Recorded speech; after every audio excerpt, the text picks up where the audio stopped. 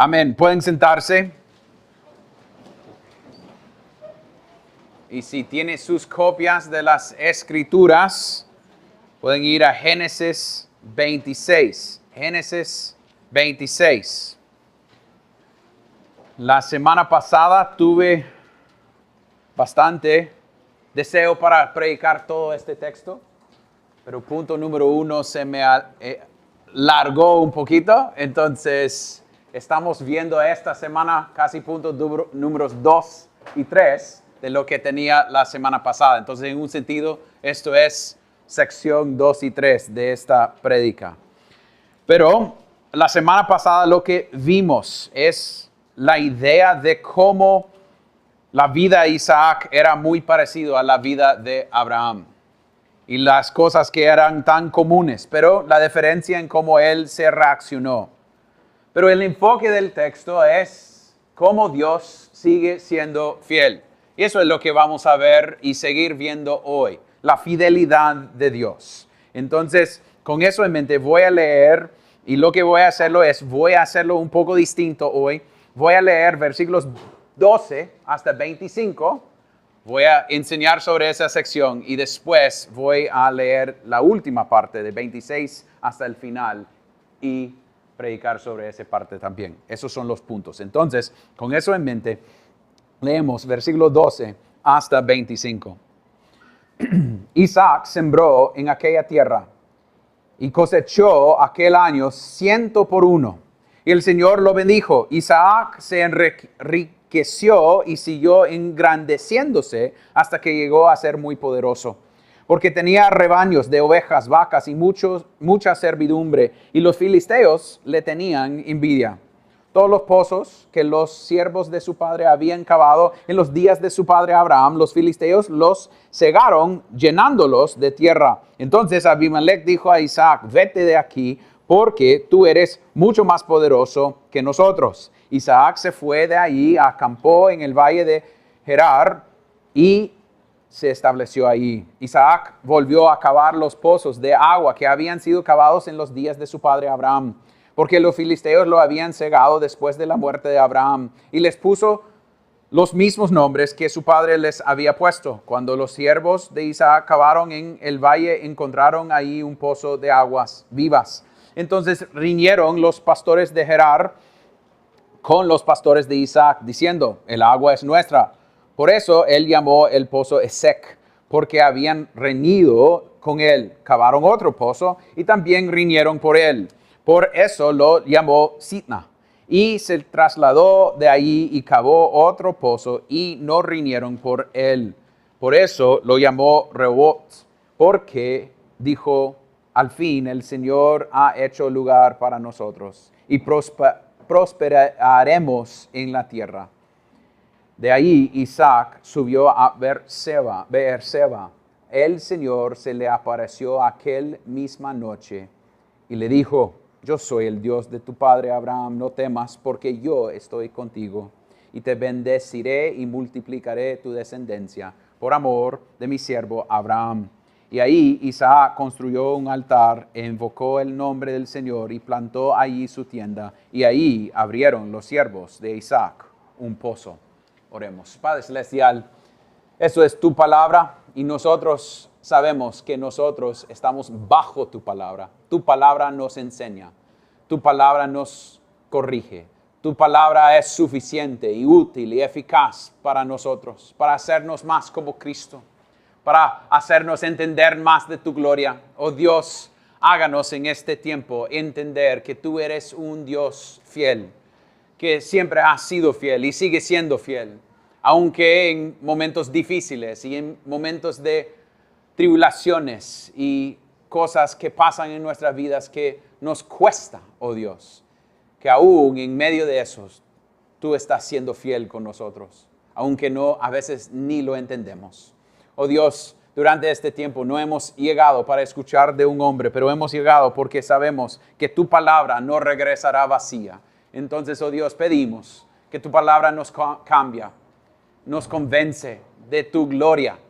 Y para ellos que no son creyentes, que los llaman a ti hoy. Y oremos esto en el nombre de Cristo. Amén y amén. Veamos en esta sección lo que estaba sucediendo con Isaac. Él estaba viviendo en el lugar de Abimelech y veamos desde versículo 12 que Dios sigue bendeciéndolo.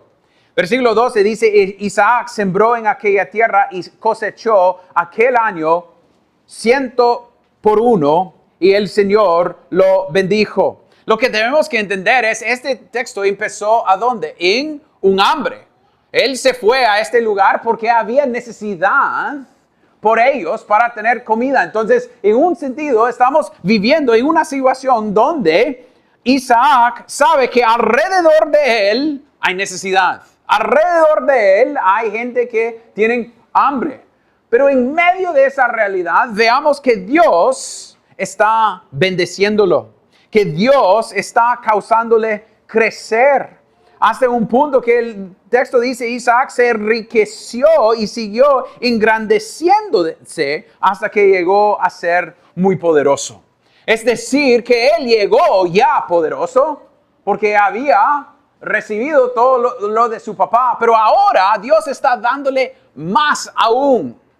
Y aquí podemos ver que Dios había dado su promesa a bendecirle en este proceso. Él había dicho que yo te voy a bendecir como él bendijo a su papá y sigue haciéndolo. Y nosotros debemos decir algo, que Dios, por su fidelidad, nos bendice.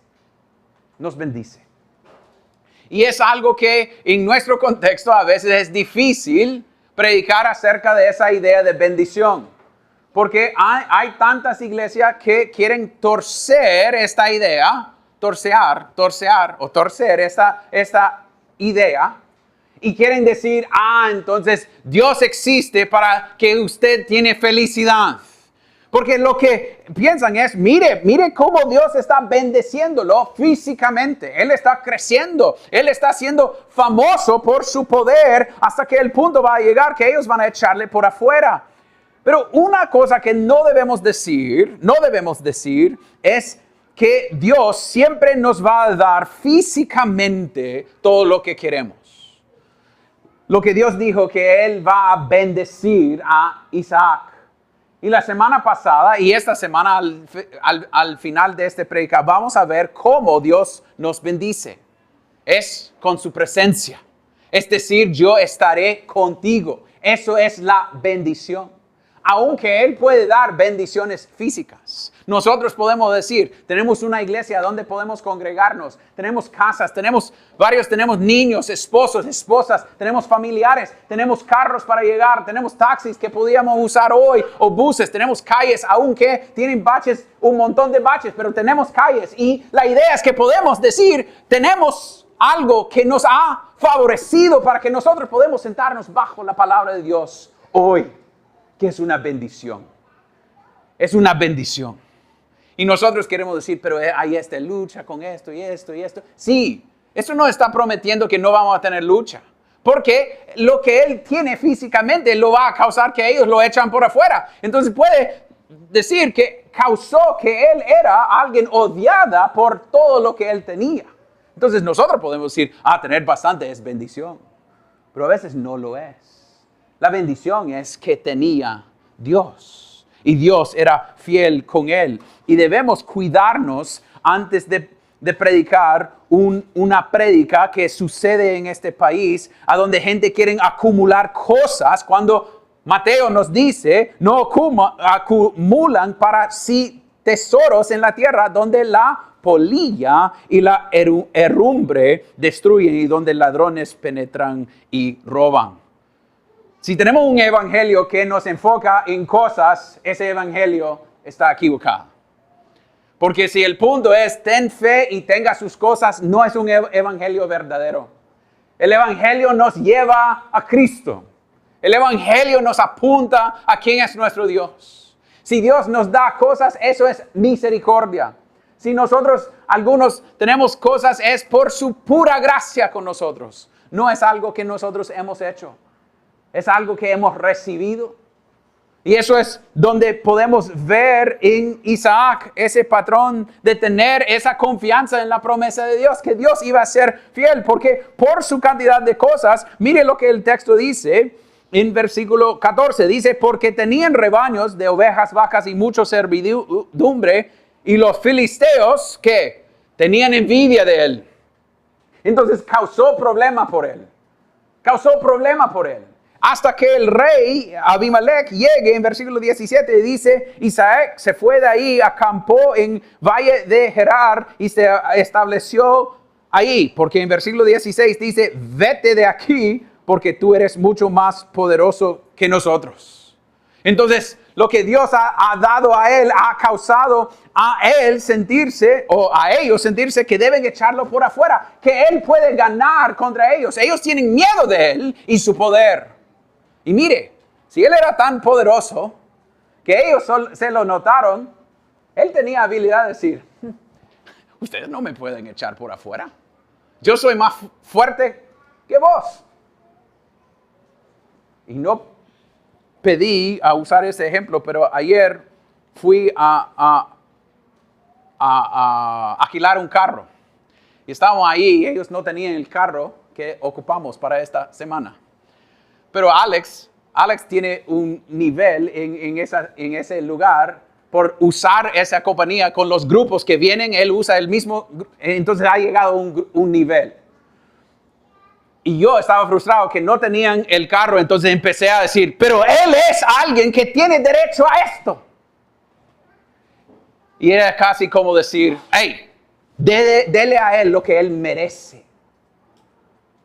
Y mire, podemos decir aquí que Isaac podía decir al rey Abimelech, ¿quién sos vos para decirme que no? Yo soy suficiente poderoso para hacer lo que yo quiero hacer. Pero la postura de Isaac es una postura humilde. Y dice, no voy a pelear sobre esto. Yo no voy a pelear sobre esto. ¿Por qué? Porque yo confío en quién es Dios. Y podemos ver ese patrón en la vida de Isaac en cada aspecto. Porque llegue a los pozos para hacer los pozos que ocupan agua para los animales. Y él se va a esos pozos. ¿Y qué sucede en cada pozo? Llegue, lo abre nuevamente y ellos dicen que usted no puede tener ese agua, es nuestra. Pero ¿cuáles son los nombres de esos pozos? Nombres de quién había puesto esos nombres. Abraham. Entonces, ¿de quién pertenece esos pozos? A Isaac, exacto. Pero mire, él no pelea por eso. Él sabe que es peregrino en un país extranjero. Y su esperanza está en Dios. Eso es porque cuando él sale y finalmente logra tener el pozo en versículo 22, dice, por eso lo llamó Rehoboth, porque dijo, al fin el Señor ha hecho lugar para nosotros. ¿Dónde estaba su confianza? En Dios, no en lo que él tenía. Él sabía que era Dios que proveyó en cada momento hasta ese punto. Cuando él ya tenía el derecho de decir, pero yo soy alguien. Él tenía todo el derecho de decir, no, pero esos son nuestros pozos. Esos son míos. No pienso que él aquí luchaba, la palabra dice reñido, entonces es como había una discusión sobre quién era el dueño del pozo. Pero al final él dijo, no voy a luchar para mi derecho. Yo voy a depender de mi Dios. Y congregación, yo pienso que hay bastantes cosas que nosotros podemos aprender de esa postura.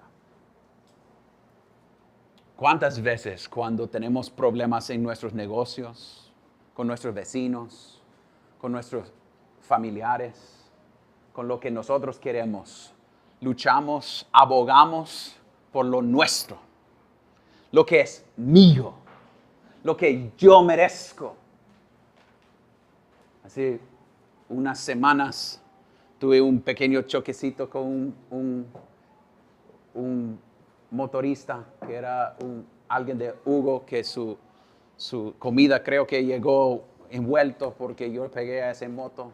Y el man se fue volando. Y cuando yo salí del carro, ese man estaba listo para decirme quién fue culpable.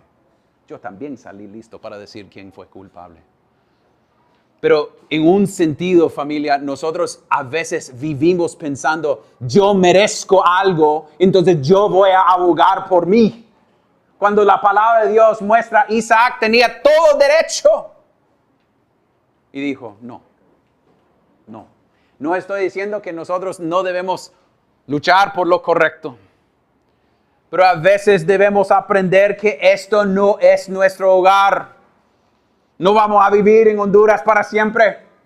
Algunos dicen, qué bien. O algunos dicen, ay, qué triste.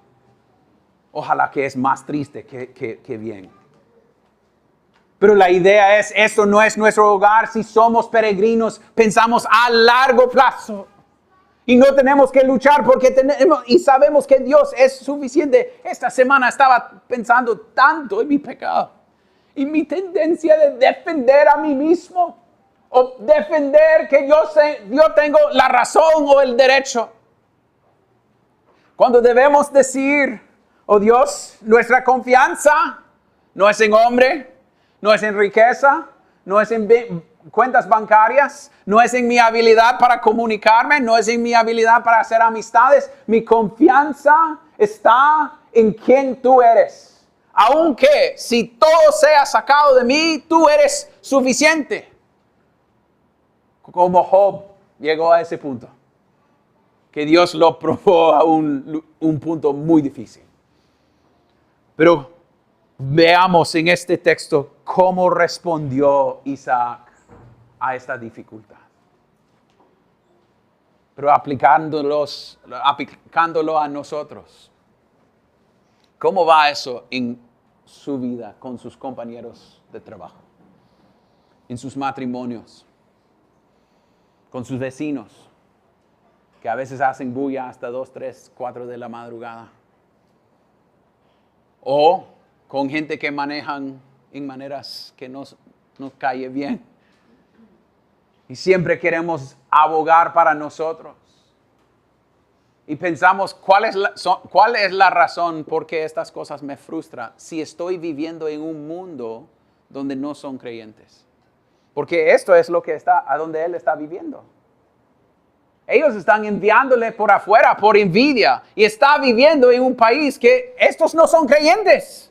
Entonces, en un sentido, debe esperar esto de ellos.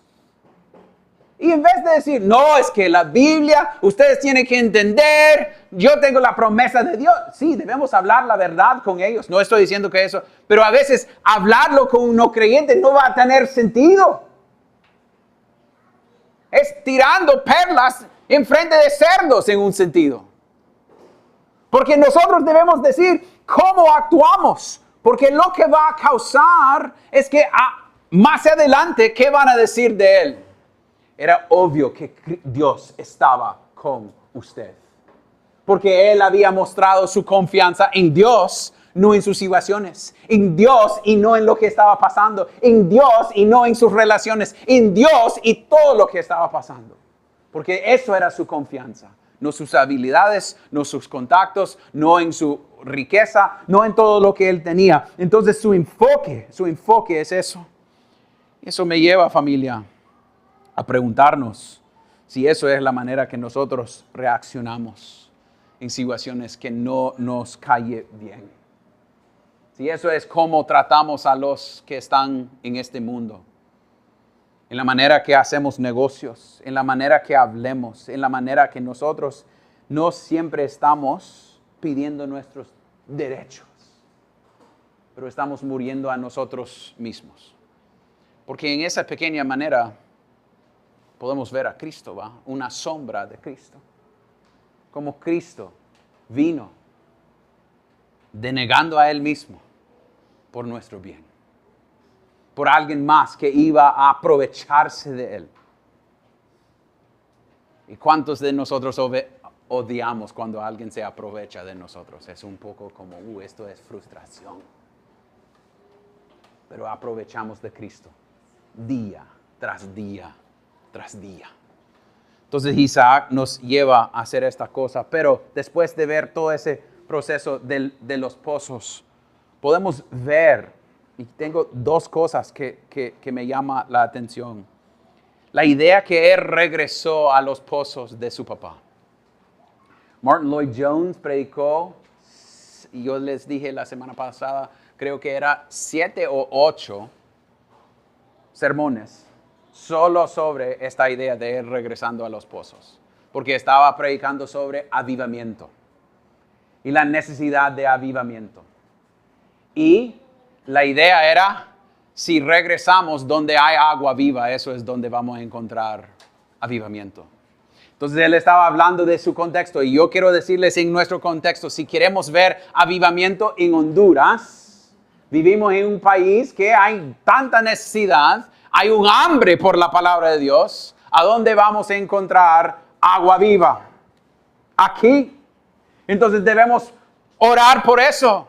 Debemos regresar a la palabra de Dios. No decir ocupamos más o ocupamos otras. No, necesitamos más de esta palabra. Y regresamos a esos pozos que siempre tiene agua viva. Es lo mismo de Juan 4, cuando ella dice, yo quiero agua viva. Deme ese agua para tomar. Y puede ser que usted está aquí. Yo quiero ese agua también, porque agua da vida. Y están en un hambre, entonces están buscando agua. Nosotros, si estamos espiritualmente en un hambre aquí en Honduras, lo que la gente necesita es agua viva. Es más de esto. Es llegar y escuchar y someternos a la palabra de Dios. Es entender que nosotros debemos regresar a esos pozos y tomar de esa agua que nos da salvación, porque esta palabra habla de nuestro Dios. Entonces, si usted se siente que tiene sed y ha llegado hoy con un deseo para tomar agua buena, deje de tomar de Netflix y de Facebook y de Instagram y los otros consejerías que son como gente guiando gente, y toma de este. Toma de esto. Depende de esto. Lee esto, estudie esto. Vea que la palabra de Dios es más que suficiente. Entonces, cuando Dios provee esa agua para él y el espacio para él, ¿qué hace Isaac a terminar esta sección? Alabanza.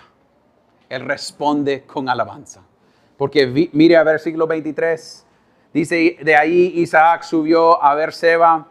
El Señor se le apareció aquella misma noche y le dijo, y toda la promesa está dado ahí en versículo 25 dice, y ahí Isaac construyó un altar e invocó el nombre del Señor y plantó allí su tienda. Es que él, viendo cómo Dios ha sido fiel, respondió con alabanza. Cuando ustedes vean la fidelidad de Dios en su vida, ¿cuál es su respuesta? ¿Cuál es su respuesta? ¿Es alabanza? ¿O es, merezco esto? ¿O es, todo viene de una mano bondadosa? Mi Dios ha sido fiel. Ha escuchado su promesa y tengo cosas que no entiendo y cosas pasando en mi vida que no entiendo, pero sé que mi Dios ha sido fiel. Y eso es lo que causa esa alabanza, lo lleve a venir y alabar a su Dios. Eso es lo que estudios acerca de la gracia de Dios haga en nuestras vidas, que nos empuje a alabanza, a dar gloria a nuestro Dios, a querer dar gloria a su nombre. Pero de ahí podemos ver la última sección, que es versículo 26 hasta 34. Y aquí tenemos un encuentro de Abimelech y Isaac.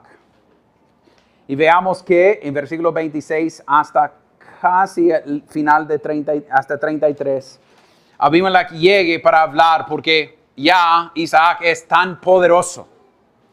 Y ellos lleguen para hacer un juramento, un pacto con él, para entender, ellos están tratando de decir, reconocemos su poder, tú eres suficiente grande y queremos en un sentido humillarnos, y ellos tienen un banquete allá. Pero aquí lo que quiero hacer por el último punto es el principio Emmanuel que veamos en todo este texto. Hay casi una marcha de este principio Emmanuel. Emmanuel significa ¿qué?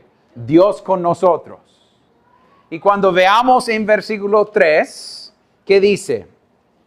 Reside en esta tierra y yo estaré contigo. Versículo 12. Isaac sembró en aquella tierra y cosechó aquel año 100 por 1 y el Señor lo bendijo. Estaba con él. Versículo 22. Y se trasladó de ahí, cavó otro pozo y no riñeron por él.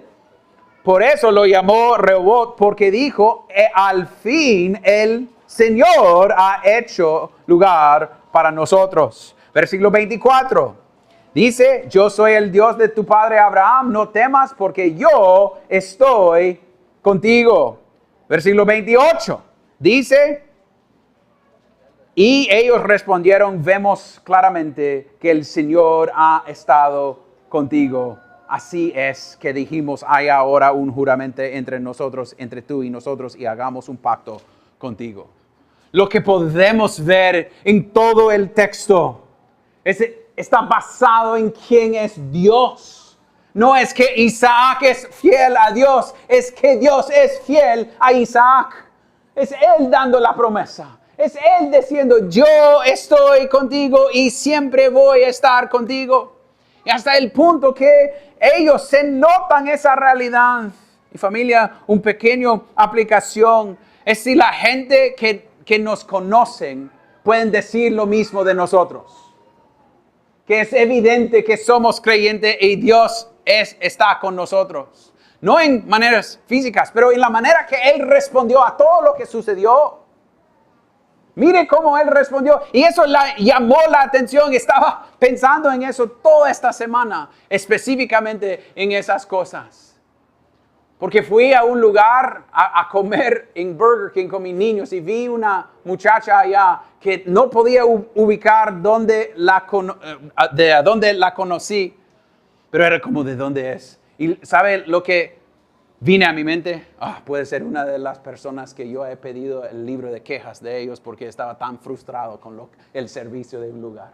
Me dio ese como, y finalmente ella me acercó y, yo estoy trabajando en plantas tropicales. No era por eso, era porque paso por allá tantas veces. Pero que ese miedo vino a mi mente significa que a veces gente va a decir, él es pastor. O puede ser, familia, que eso es lo mismo de nosotros. Ellos son creyentes, van a la iglesia.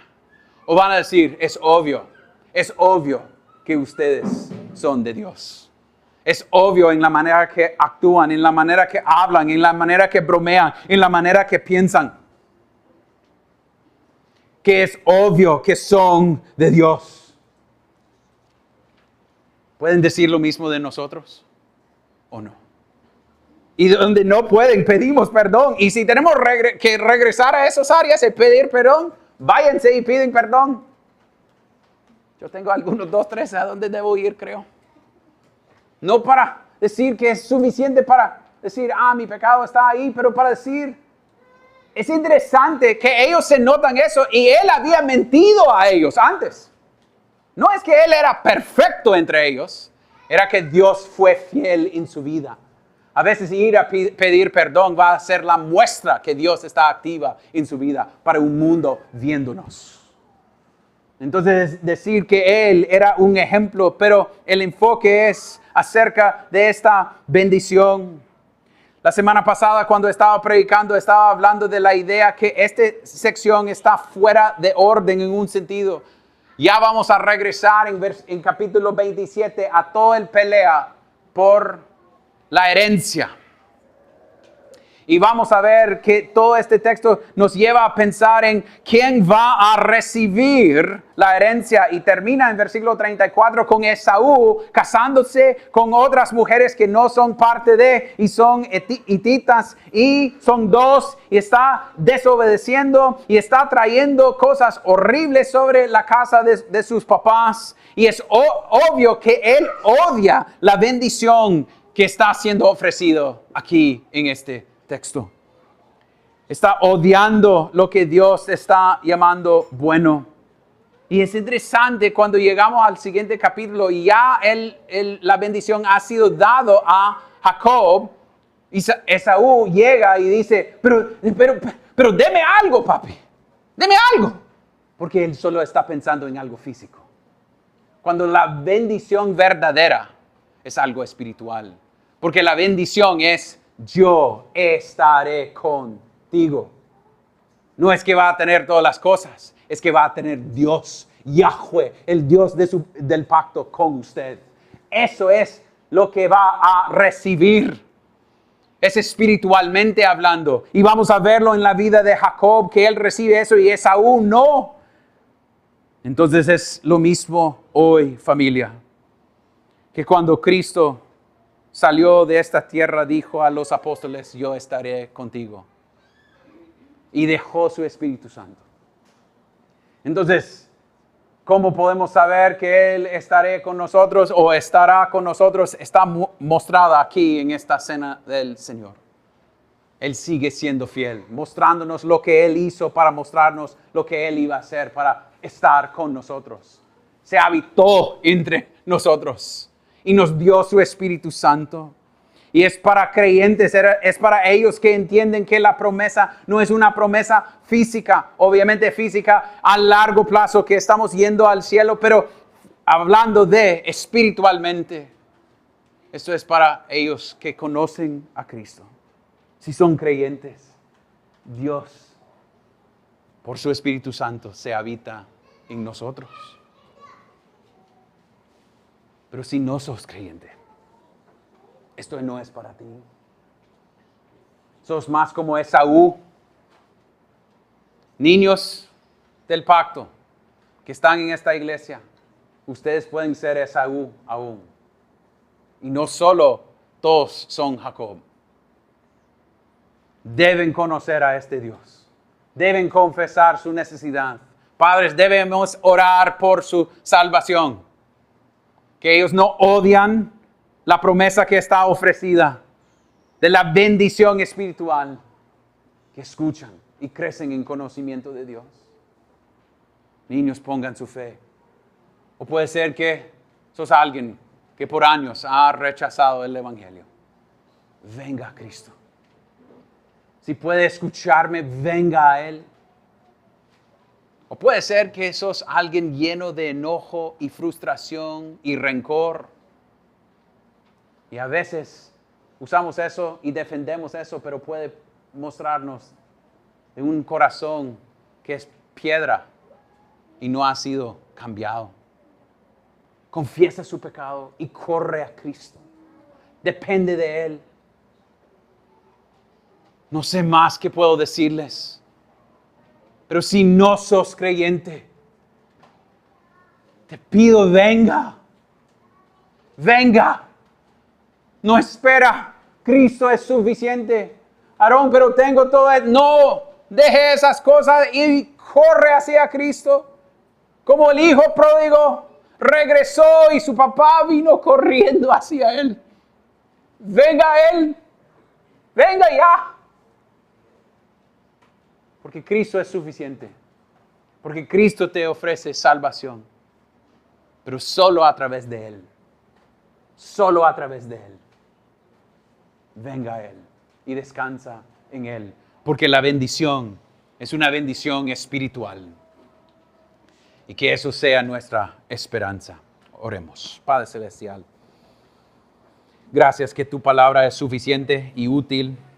Gracias que tu palabra nunca regresará vacía. Oh Dios, pedimos que ellos que aún pueden estar entre nosotros, pero viven lejos, o al oeste o el este de la tierra prometida, que pueden ver y entender su necesidad de ti. Oh Dios, nosotros que somos creyentes, que nosotros podemos diariamente y momento por momento recordar que no merecemos nada de lo que tenemos, que no merecemos nada porque todo viene de tu mano bondadosa. Oh Dios, perdónanos por la manera que hemos tratado a otros porque pensamos que merecemos mejor o porque pensamos que somos mejor. Ayúdanos a recordar que cada persona que es creyente por misericordia y gracia. Y ayúdanos a tener bondad en un mundo que tiene hambre y a veces ni sabe a dónde encontrar comida. Que nosotros podemos ser ciegos, guiando a otros ciegos hacia donde hay comida, que es la palabra de Dios. Oh Dios, darnos un avivamiento entre nosotros y entre esta iglesia y entre este país. Por un deseo para ver gente conocer a ti. Ayúdanos a vivir en una manera que da gloria a tu nombre. Y oremos esto en el nombre de Cristo. Amén.